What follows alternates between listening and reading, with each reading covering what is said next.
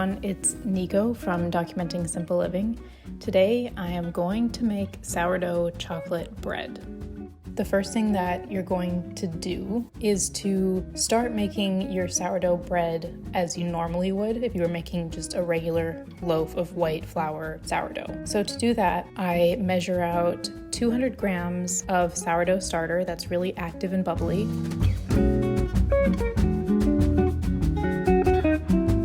And then I add in 700 grams of warm water and give that a really good stir.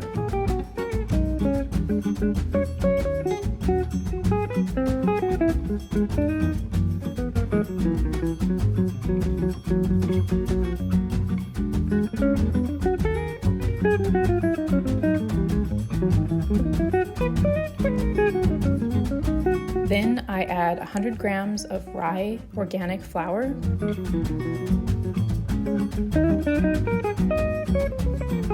and 900 grams of organic white flour. Where we live, I have found it difficult to find good quality white bread flour, and so I actually just use normal white organic flour. Once those two flours are added to the water and the starter combination, I just mix everything together until it's just combined.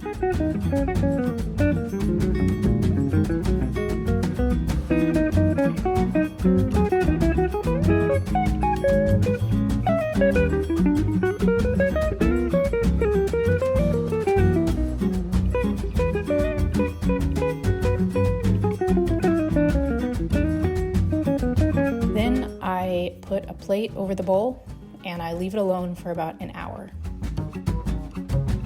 After about an hour, I'll come back and add 30 grams of a high quality salt.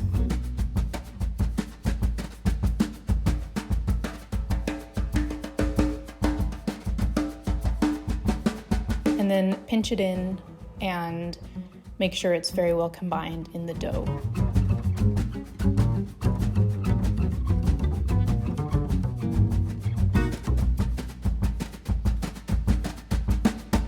And then after the salt is combined in the dough, I will do the first round of stretch and folds. So I tend to do a stretch and fold on each side of the bowl. So it's usually 4 stretch and folds.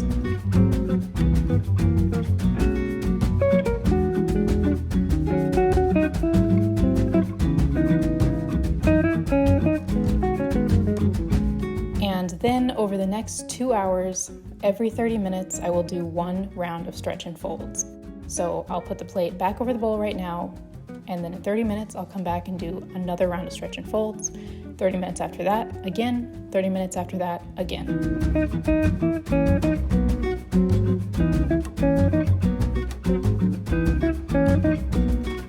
You want to make sure to really reach down the side of the dough and pull from the bottom when you pull up to stretch. So you're making sure to aerate all of the dough when you're doing your stretch and folds.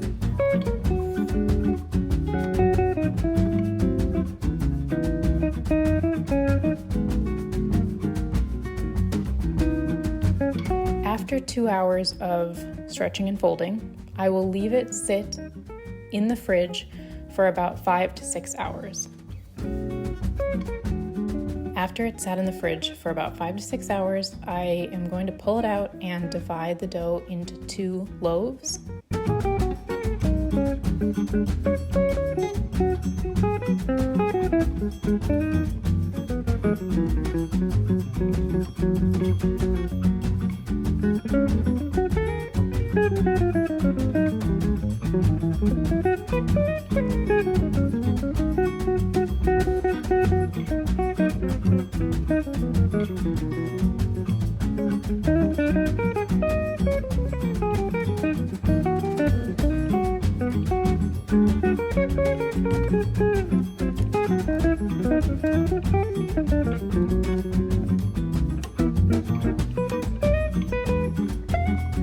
Now I think I'm going to make 1 regular loaf and 1 loaf with chocolate. So for the chocolate loaf, I'm going to kind of stretch out the dough on my clean surface, but being careful to be stretching but not flattening the dough, because your dough at this point will have some air bubbles in it, and you want to make sure to preserve those.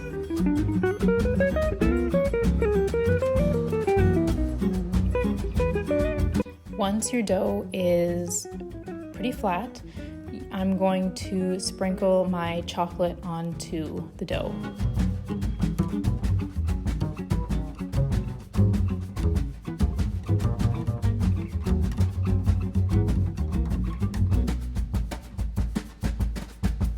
Then I'm going to do an envelope style fold. So fold each side into the middle.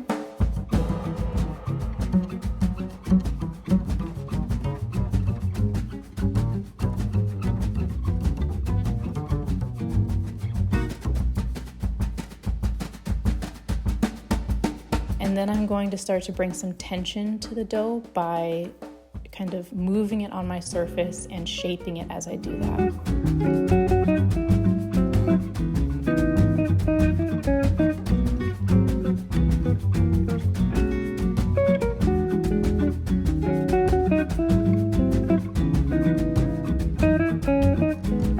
Next, I am going to let it sit on the counter while my cast iron Dutch oven preheats in the oven.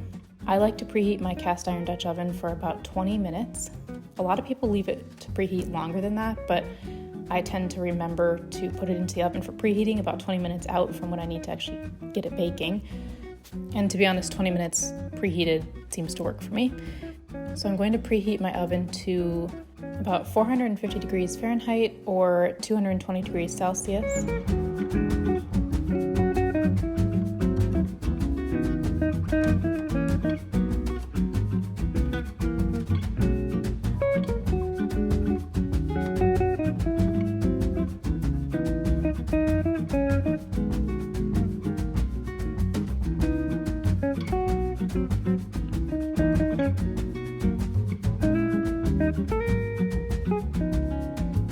When you're ready to put the bread into the oven, what I like to do is pull the cast iron Dutch oven out of the oven and sprinkle some oats on the base of it.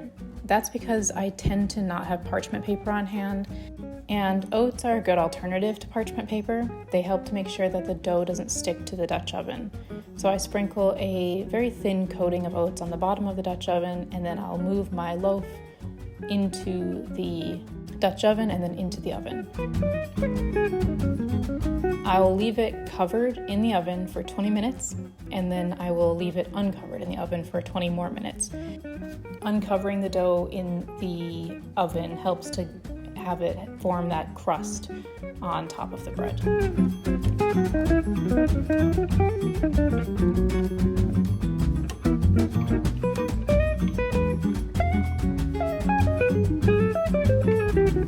So I have let this loaf cool for about 5 minutes. I'm very impatient, and I'm gonna just add some butter to this piece of chocolate sourdough bread and sit down and try to enjoy it with a hot coffee.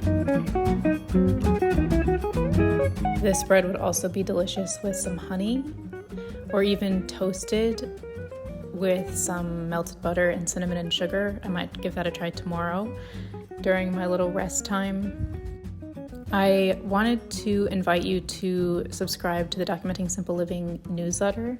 More than just a newsletter, it's a community of people who are all sort of on the same path to figuring out how to live a little bit more simply in the modern world.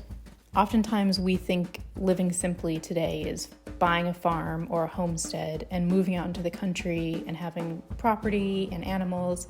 But I don't really see that as necessary, and some of us don't even really want to do that, but there's still a desire to figure out how to opt out of industrial systems in a small way. And that's really what the channel is about and the blog, and if that's something that's of interest to you as well, please do consider signing up for the newsletter. The link to subscribe is in the description below.